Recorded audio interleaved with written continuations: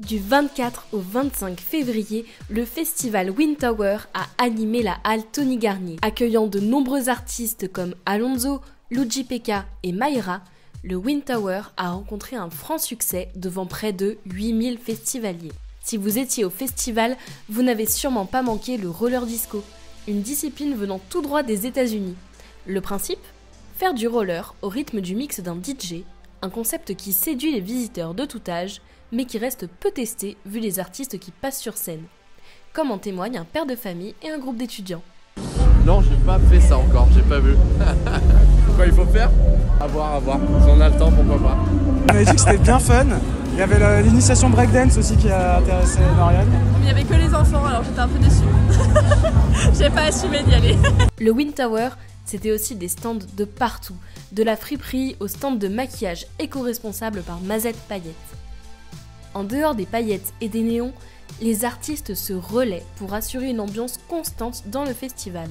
Pour beaucoup, le Wind Tower est un tremplin leur permettant de jouer devant un public et aux côtés de plus grands artistes. C'est assez même bluffant, enfin pas bluffant mais genre ouais, un peu époustouflant parce que moi j'adore Mister Oiseau par exemple, j'écoutais beaucoup quand j'étais plus jeune.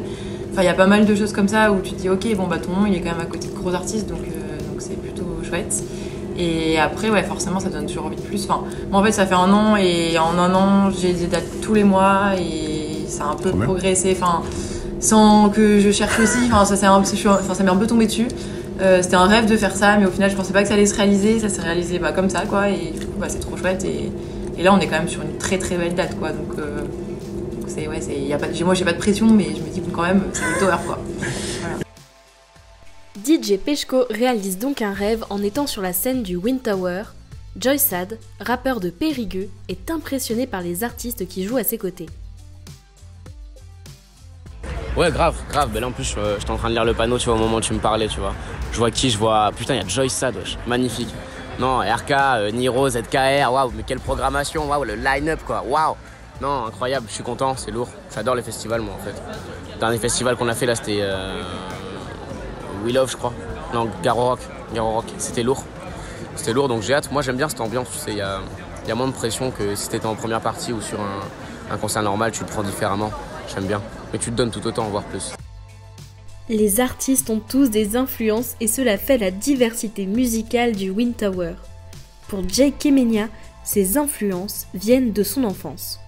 Je fais de la clarinette, donc j'ai une influence classique et les musiques des Balkans aussi, musique de l'Est. Mon père est musicien et donc du coup il m'a fait écouter beaucoup de choses quand j'étais petite. On a pu chanter, il fait de la guitare. Franchement beaucoup de styles. Blues, du rock, de la soul. C'est assez large quand même, j'écoute beaucoup de choses. Les influences de Mayra, quant à elles, sont puisées dans les styles d'Amérique latine, du jazz, de la soul et du rap. DJ Peshko puise cependant ses inspirations dans un style plus afro. Beaucoup tout ce qui est afro, musique du monde global, un peu oriental, ça dépend. J'ai pas forcément joué tout le temps parce que ça dépend du public, ça dépend des événements, mais c'est vraiment mon truc. Et après, bien évidemment de la house parce que c'est classique entre guillemets et qui fonctionne bien parce et qui regroupe plein de choses. La house, ça peut aussi être un peu d'afro, ça peut être un peu de funk. Joysad nous explique que pour lui, ses influences venaient beaucoup de ses parents. Comme tout le monde, je dirais, tu vois, j'ai eu l'influence des darons un peu. J'ai eu de la chance, ils écoutaient du bon son, tu vois, à base de gros lunatiques, de gros NTM, de Mafia Qu'un Free, de Secteur A, Psychiatre de la Rime. Enfin, j'ai baigné dans le hip-hop des années 2000, quoi. Et début années 2000. Et derrière, après, je me suis fait mon oreille tout seul en grandissant. J'ai eu mes artistes préf, tu vois. J'étais un gamin de la génération section d'assaut. Des mecs qui avaient du texte quand même, tu vois. Et c'est un peu sur ça que j'ai construit mon art, je crois. Certains artistes comme Joysad fonctionnent en solo, mais d'autres non. C'est le cas de DJ Peshko, qui fait partie d'un collectif. Je fais partie d'un collectif qui s'appelle Romanesque. Ce collectif, c'est un collectif drômois. En tout cas, voilà, c'est une bande de copains qui font de la musique depuis 8 ans. Moi, j'ai intégré le collectif il y a un peu moins d'1 an.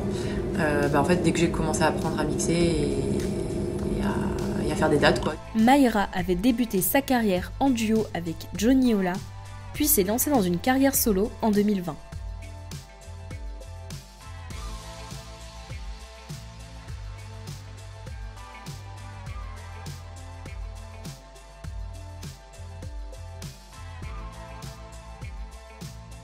Jay Kemenya s'était à l'inverse lancé seul, puis a décidé il y a 1 an de former un groupe avec 4 autres musiciens de talent. Pour clôturer ce podcast, nos artistes vont vous parler de leurs actualités. Des dates de tournée pour Joysad. S'il y a des gens qui regardent, c'est sûr ils vont trouver une ville pas loin de chez eux. Genre. On passe vraiment partout. Bordeaux le 3 mars. Mais après, ouais, on a une grosse date à Paris, Maroquinerie. Ça va être lourd.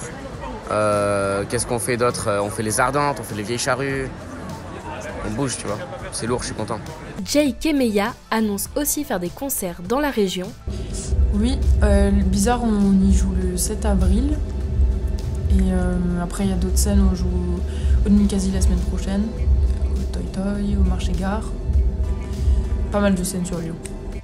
DJ Peshko, de son côté, nous dévoile aussi ses prochaines dates. Et après, actu, là prochainement, jeudi prochain, je vais mixer au Lupika. Et ensuite, avec Romanesque, on a pas mal de dates, notamment une au Ninkasi le 11 mars. Merci à toutes et à tous de nous avoir écoutés. N'oubliez pas de nous suivre sur les réseaux sociaux pour ne rien louper. Nous tenons aussi à remercier l'équipe du Wind Tower pour son accueil et aussi tous les artistes qui y ont participé. Pour celles et ceux qui ont loupé cette édition hivernale, le festival revient cet été sous son nom d'origine, le Woods Tower. Il se déroulera du 23 au 27 août 2023 au Grand Parc de Méribel-Jonage. À très vite!